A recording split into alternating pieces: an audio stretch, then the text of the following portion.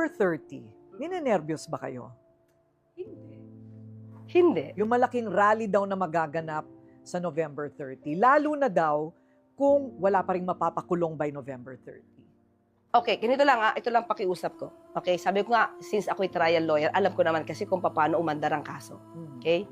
So, dun sa magra-rally sa November 30, kung ang issue lang po nila ay dahil matagal magpakulong, hindi po kasi ganon kabilis, ito from my own point of view as a lawyer, hindi ganon kabilis gumawa ng kaso. Gagawa ka ng kaso, may susulat ka, pero hindi kompleto yung ebidensya. Ano magiging resulta nito? Baka pag na-dismiss, lalo kayo mag-rally, sabihin nyo nilakad yung kaso. Hindi ba mas maganda na kumpletohin lahat ng ebidensya? At kompleto na, nagkaroon na ng case build-up, at sigurado masasampa sa korte?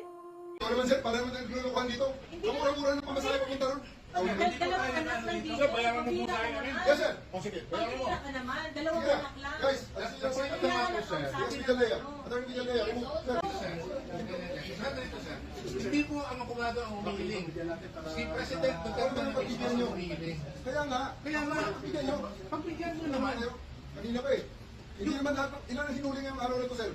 Sa ibang mga krimen. Ilan ang binigyan ng ganitong... Kasi nandito kayo lahat eh. Nag-iisang tao. Ilan ang binigyan ng Nag-iisang tao. Ang daming krimen sa labas. Nandito kayo. Sir, hindi pa kayo humingi ng pabor. Just invoke Article 59. Bakit hindi yan magawa-gawa? Attorney, you will go That's for it. precisely the point that I'm saying. Please lang. Bawal-hawakan. Attorney, you will be removed. Bawal-hawakan. Bawal-hawakan. Balik ko na lang.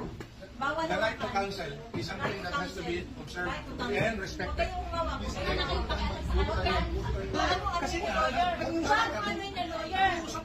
Huwag mo tayo Huwag mo hawakan yung lawyer. Huwag mo hawakan. Huwag mo hawakan. Attorney, please. Huwag mo hawakan. Is this what you want, Mr. President? Huwag mo hawakan. Time lang eh. Kayong mga Huwag mo hawakan yung nanay ko! Tangina mo! Kayong mga sundalo, tanungin ko kayo, anong kasalanan ko? Natanong nga.